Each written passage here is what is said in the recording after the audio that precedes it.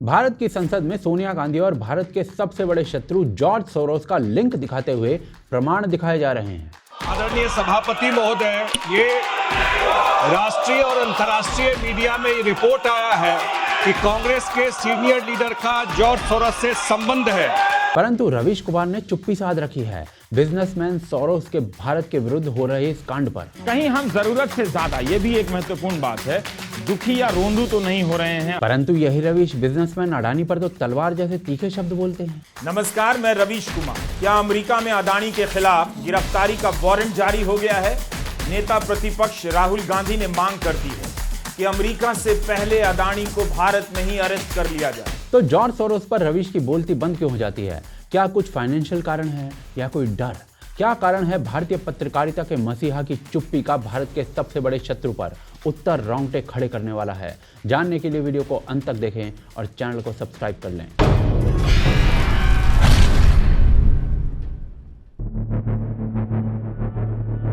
George Soros, ये बंदा रहता तो अमेरिका में है, परंतु आज हर एक भारतीय जिसकी थोड़ी सी भी रुचि भारतीय पॉलिटिक्स में है, उसने इसका नाम सुन लिया होगा। और अब ये नाम भारत की संसद में भी गूंज रहा है। 6 दिसंबर 2024 को निशिकांत दुबे ने भारतीय संसद में राहुल गांधी और सोरोस के रिश्ते का मुद्दा उठाया और उन्होंने कहा कि राहुल गांधी की भारत जोड़ो यात्रा का पूरा खर्चा सोरोस ने उठाया था और कांग्रेस के नेताओं के बच्चों के विदेशों में पढ़ने के जो खर्चे होते हैं ना, वो भी सोरोस ही उठाता है। इसके बाद एक के बाद एक भाजपा नेता आए और उन्होंने संसद में सोरोस और गांधी परिवार के आपसी संबंधों का सबूत देते हुए रिश्ता बताया और कहा सोरोस भारत को अस्थिर करके भारत की अर्थव्यवस्था को कमजोर करना चाहता है। अब चलिए एक एक करके इस पूरे मुद्दे को समझते हैं। सोमवार 9 सितंबर को संसद के दोनों सदनों में ये मुद्दा जोर शोरों से गूंज रहा था। बीजेपी नेता निशिकांत दुबे ने कहा कि राहुल गांधी और OCCRP नाम की एक संस्था है, उनके संबंध है और ये संबंध कैसे भारत की अर्थव्यवस्था को नुकसान पहुंचाने की कोशिश कर रहे हैं। भाजपा के नेता किरण रिजिजू ने भी कहा कि ये भारत की संप्रभुता का मामला है और यह कांग्रेस का मुद्दा नहीं है, बल्कि राष्ट्रीय सुरक्षा से जुड़ा हुआ मुद्दा है और सबको मिलकर इसका विरोध करना चाहिए। पर अभी यहाँ पर एक टर्म यूज हुई, OCCRP। तो वो क्या है? तो OCCRP मतलब organised crime and corruption reporting project, जिसका USA की सरकार फंडिंग करती है। लेकिन साथ में जॉर्ज सोरोस भी इसकी फंडिंग करता है।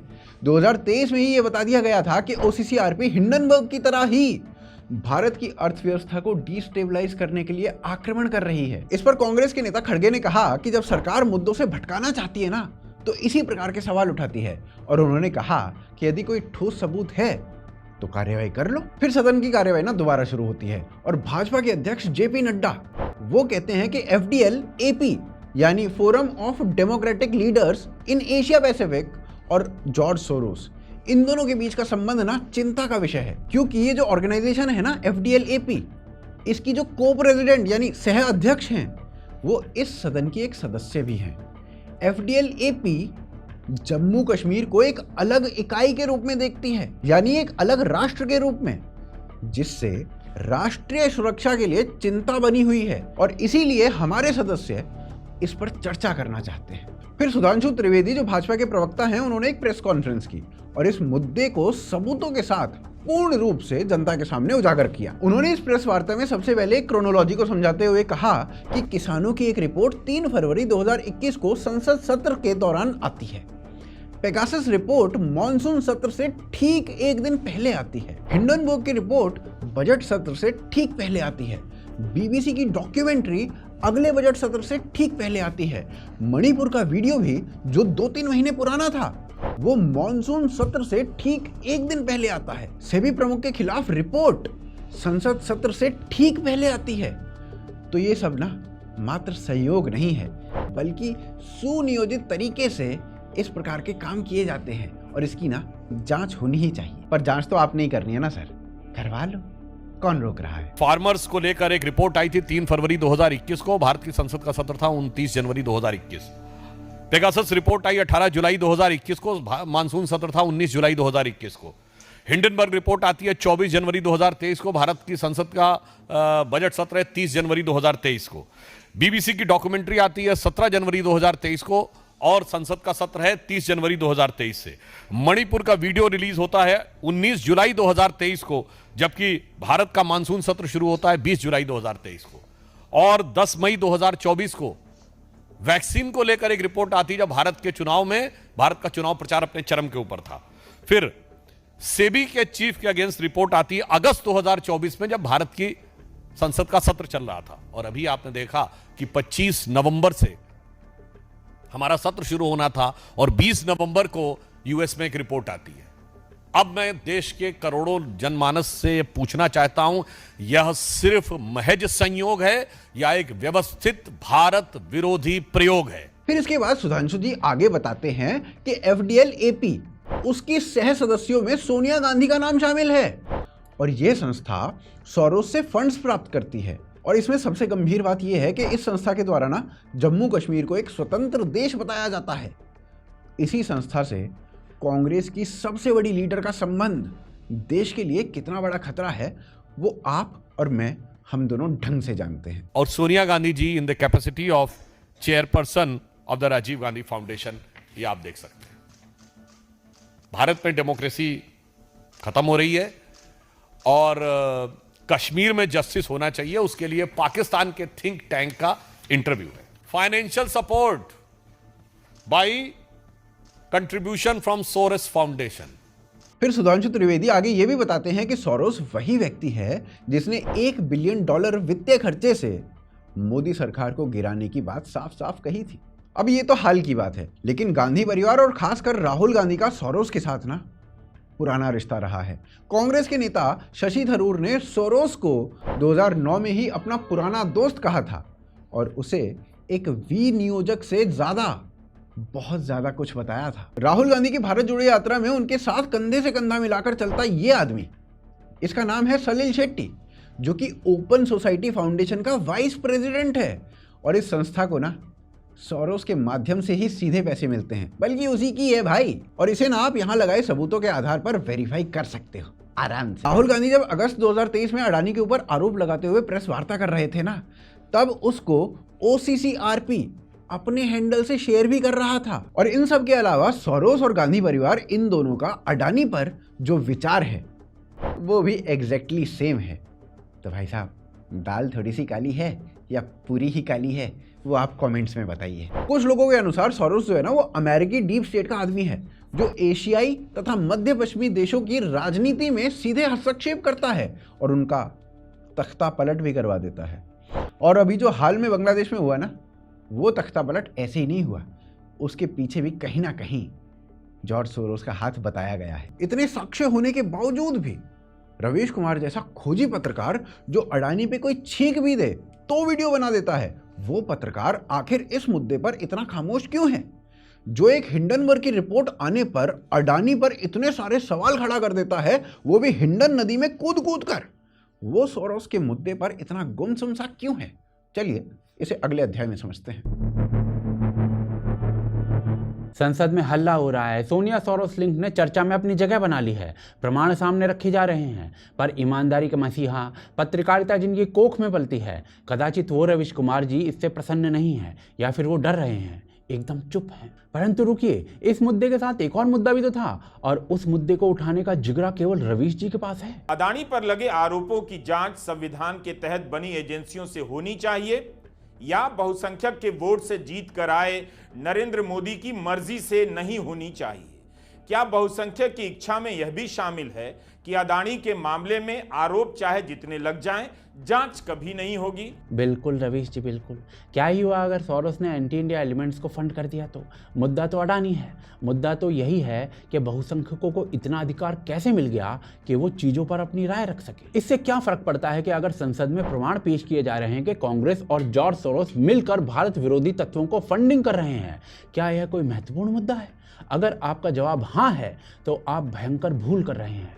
रवीश जी आपको बताएंगे कि असल में देश का मुद्दा क्या होना चाहिए और कौन सा मुद्दा बड़ा करना चाहिए। जो किसी से वसूल रहा है वो भी किसी को दे रहा है, इसलिए मैं भारत को ठग प्रधान देश भी कहता हूं। Excellent Ravish ji, excellent. On a serious note, Adani और सोरोस दोनों बिजनेसमैन हैं। आम आदमी को जगाने के लिए रवीश जी ने अडानी पर पूरे 6 वीडियो समर्पित करते हुए एक्सपोज वीडियोस बनाए हैं, और एक पासिंग रिमार्क जो है ना, वो तो रवीश जी अपनी हर वीडियो में डाल ही देते अडानी पर। गौतम अडानी भारत में इस वक्त जो चाहे खरीद सकते हैं। अमरूद से लेकर केला तक सारा ठेला भी खरीद सकते हैं। जिस अपार्टमेंट में रहता हूं उसे भी खरीद सकते हैं, लेकिन अमेरिका जाने का टिकट इस वक्त नहीं खरीद सकते। रवीश जी आतंकवाद को भी बेनिफिट ऑफ डाउट दे देते हैं कि किसके आतंकवाद की निंदा होनी चाहिए। यहां आतंकवादी कौन है, एक सवाल और आता है, पीड़ित कौन है, विक्टिम कौन है। पर आतंकवाद पर अपने शब्द बांध लेने वाले रवीश जी अडानी को नहीं छोड़ते। ट्विटर पर यह कौन ट्रेंड करा रहा है, अडानी नॉट गिल्टी? क्या भारत की जनता हैशटैग चला रही है? रवीश जी बैलेट पेपर चुनाव के मुद्दे पर भी वीडियो बनाते हैं तो भी अडानी को घेर लेते हैं। अडानी की तस्वीर दिखाने पर और अडानी का नाम लेने पर सदन की कार्यवाही से निकाल दिया जाता है। और फिर वहीं जब कांग्रेस के यहां से पैसा भरा हुआ टेम्पो मिलता है तो भी निशाना अडानी हो जाता है। और यह भी बता सकते हैं कि अंबानी और अडानी के उस टेम्पो का क्या हुआ जिसमें काला धन भरकर कांग्रेस के दफ्तर पहुंचाया गया था। और ये कोई पहली दूसरी बार तो है नहीं जब रवीश जी ने अडानी को एक्सपोज करने की कोशिश की है। हिंडनबर्ग का दफ्तर खोज रहे हैं। एंडरसन, एंडरसन, हम एंडरसन को पुकार रहे हैं, एंडरसन नहीं आ रहा है। एंडरसन। यहाँ से देखा जा सकता है कि अडानी को घेरने में रवीश जी का समर्पण कितना आकर्षक है। पर अब रवीश जी जॉर्ज सोरोस के खिलाफ क्या क्रूसेड चला रहे हैं वो देखते हैं। अरे सॉरी माफ़ करना, याद आया, कुछ किया होता तो दिखाता ना आपको। तो देखिए बात ऐसी है कि ऐसे पत्रकार जो खुद को निर्भीक और निष्पक्ष बताते हैं उनका भी माइक वहां जाकर बंद हो जाता है जहां कहानी में जॉर्ज सोरोस का नाम आ जाता है। परंतु अब प्रश्न ये उठता है कि अडानी और सोरोस दोनों ही बिजनेसमैन हैं। अडानी के केसेस पर निर्णय कोर्ट देगा, पर इतना सत्य अवश्य है कि वो भारत का विस्तार पोर्ट और इंफ्रास्ट्रक्चर जैसे प्रोजेक्ट्स के माध्यम से कई देशों में करते हैं, जबकि सोरोस पूरी तरीके से भारत के विरुद्ध है। तो रवीश एक शब्द भी सोरोस पर क्यों नहीं बोलते? इसका कारण आपको चौंकाने के लिए काफी है, पर इन कारणों को समझने से पहले यह समझना आवश्यक है कि सोरोस भारत के लिए क्या खतरे उत्पन्न कर रहा है। वो आगे देखते हैं। अभी तक आपने जॉर्ज सोरोस के बारे में बहुत कुछ सुन लिया होगा, परंतु यह व्यक्ति भारत के लिए इतना बड़ा खतरा क्यों है वो समझ लेते हैं। जॉर्ज सोरोस एक अमेरिकन बिलियनियर है। उनका जन्म हंगरी में एक यहूदी परिवार में हुआ था।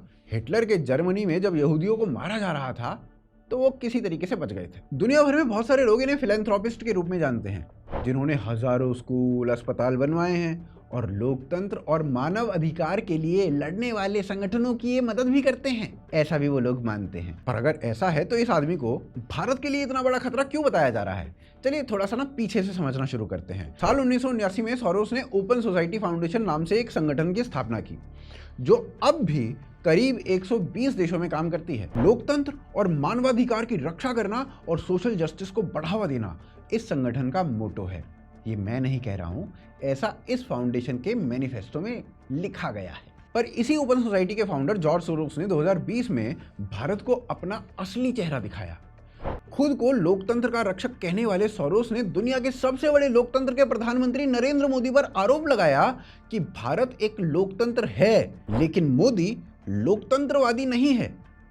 अपना कद बढ़ाने के लिए मोदी ने मुस्लिम समाज के खिलाफ हिंसा भड़काई थी, जबकि कोर्ट्स कुछ और मानते हैं। लेकिन भाई साहब को लगता है ऐसा था, तो इसलिए वो मोदी को डिस्टेबलाइज करना चाहते हैं। चाहे मोदी लोकतांत्रिक तरीके से चुनकर आए, कोई फर्क नहीं पड़ता। फिर जॉर्ज सोरोस ने 2020 में दावोस में चल रहे विश्व आर्थिक मंच में कश्मीर मुद्दे पर इंटरफेयर करते हुए कहा कि राष्ट्रवाद का सबसे बड़ा झटका भारत में देखा गया है। नरेंद्र मोदी एक हिंदू राष्ट्रवादी राज्य का निर्माण कर रहा है और कश्मीर में लाखों मुसलमानों को उनकी नागरिकता से वंचित करने की धमकी दे रहा है। भाई साहब का इशारा 370 की ओर था। फिर 16 फरवरी 2023 को म्यूनिक सुरक्षा सम्मेलन में भी सोरोस ने मोदी और अडानी के अच्छे संबंधों पर आपत्ति जताई थी। सही बात तो यह है कि ये भारत की चुनावी प्रक्रिया में दखल देने के अलावा ना और कुछ भी नहीं था। पर दिक्कत यह है कि सोरोस केवल बोलता ही नहीं है, वो एंटी इंडिया मेंटालिटी रखने वालों को अच्छा खासा फंड भी प्रोवाइड करता है। एक रिपोर्ट के अनुसार पिछले साल भारत में हुए किसान आंदोलन के समय जितने भी सेलिब्रिटीज ने ट्वीट किए, चाहे वो सिंगर रिहाना हो या ग्रेटा थनबर्ग, इसके पीछे का जो स्पॉन्सर था ना, वो सोरोस ही था। इन सभी सेलिब्रिटीज को ट्वीट के लिए 50 लाख से 15 करोड़ रुपए तक दिए जाने की बात सामने आई थी। देश में अस्थिरता फैलाने के मंसूबे से खालिस्तानी आंदोलनों की फंडिंग भी सोरोस और उनसे जुड़ी संस्थाओं के द्वारा की जा रही है। फिर ना एक और संगठन है, forum of democratic leaders in Asia Pacific. जिसे जॉर्ज सोरोस से फंडिंग मिलती है। सोनिया गांधी इस फाउंडेशन की को प्रेसिडेंट है और इस संगठन का मानना है कि कश्मीर को भारत से अलग क्षेत्र बना दिया जाना चाहिए। मतलब पाकिस्तान के एजेंडे को पूरा सपोर्ट किया जा रहा है यहाँ से। सोरोस के एक करीबी ने इसी दिसंबर में बांग्लादेशी प्रधानमंत्री से ढाका में मुलाकात की। यह मुलाकात भारतीय विदेश सचिव के बांग्लादेश जाने से पहले हुई। अब ये संयोग मात्र है या बांग्लादेश में तख्ता पलट के पीछे भी किसी बड़ी शक्ति का हाथ है, ये एक बड़ा प्रश्न है। पर अगर इसमें सोरोस की कोई छोटी सी भी भूमिका रही ना, तो निश्चित रूप से सोरोस भारत के लिए एक बड़ा खतरा है। तो भाई इन सभी एक्टिविटीज से उनका मोटो साफ है, भारत में अलगाववाद को बढ़ावा देना और देश को पॉलिटिकल अनरेस्ट या सिविल वॉर जैसी सिचुएशन में ले जाना। पर रवीश कुमार ने इस व्यक्ति पर अभी तक एक भी शब्द नहीं बोला। और रवीश ही क्यों, बाकी सब भी चुप ही हैं। अजीत अंजुम जो मोदी पर खूब बोलेते हैं, वो बैकडोर पॉलिटिक्स करने वाले सोरोस के ऊपर साइलेंट है। यूट्यूब पर जाकर ना अजीत अंजुम और जॉर्ज सोरोस सर्च करना, आपको कुछ नहीं मिलेगा। लेकिन जैसे ही आप अजीत अंजुम और अडानी लिखते हो तो आपको ना बहुत सारी वीडियोस दिखती हैं, जिसमें से 40 तो मैंने गिनी थी। उसके आगे मैंने सोचा कब तक गिनो, बहुत हैं।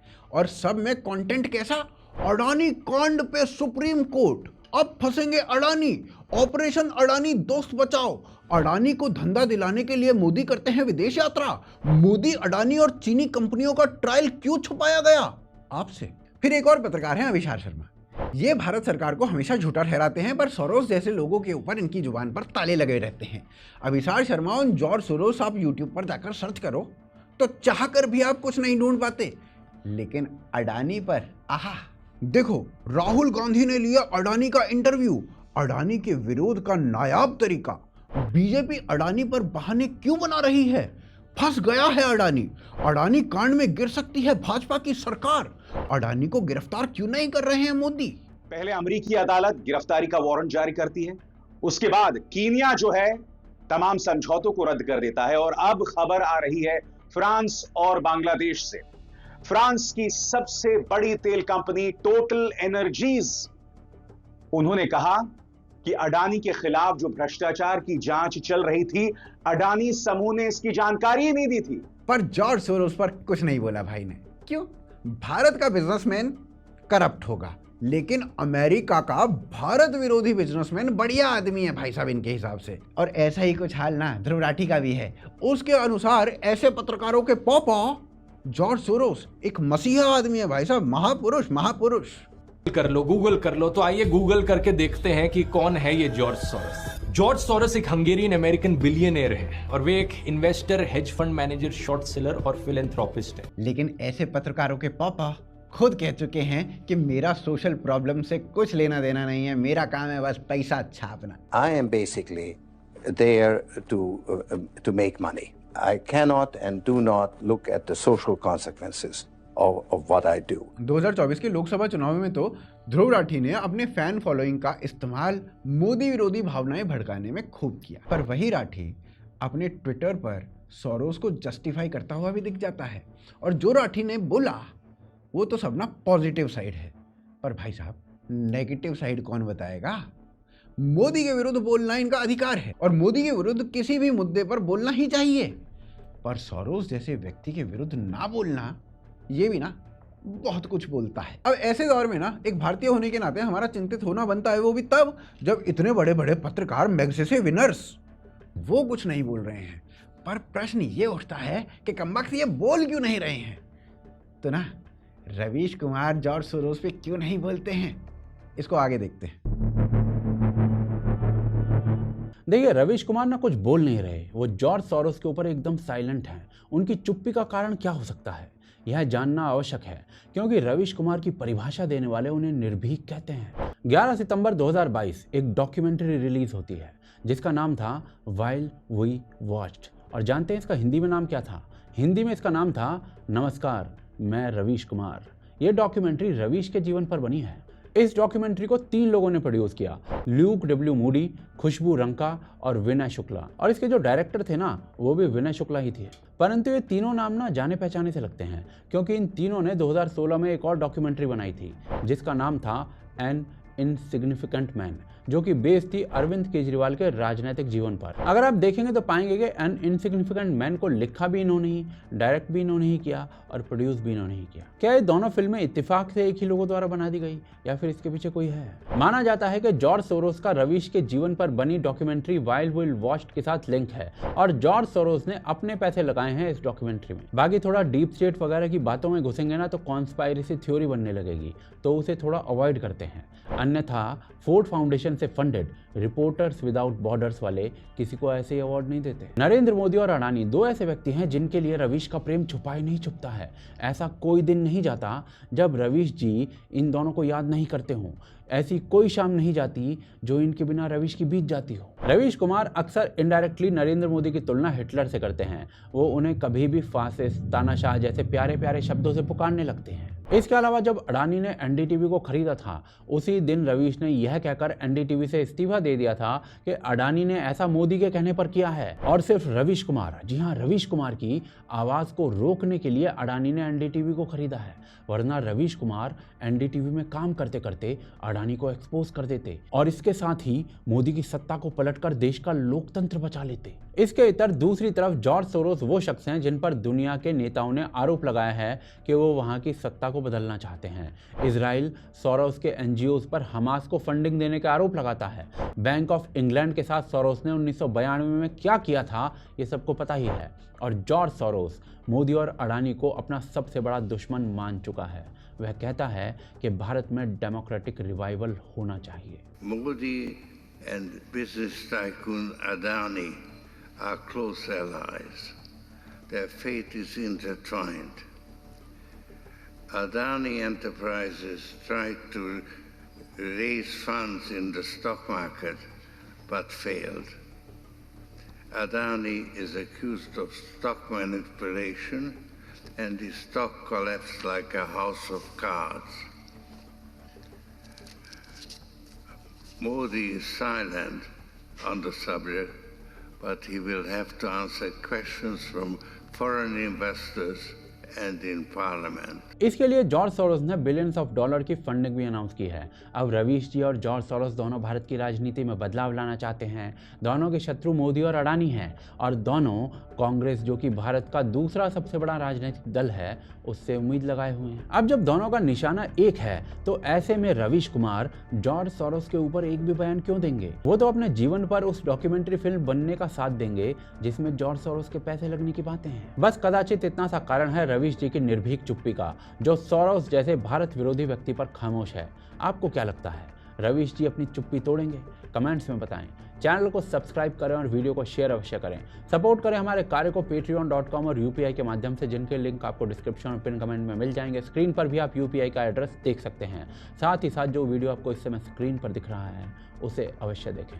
पुनः मिलते हैं अगले एपिसोड में।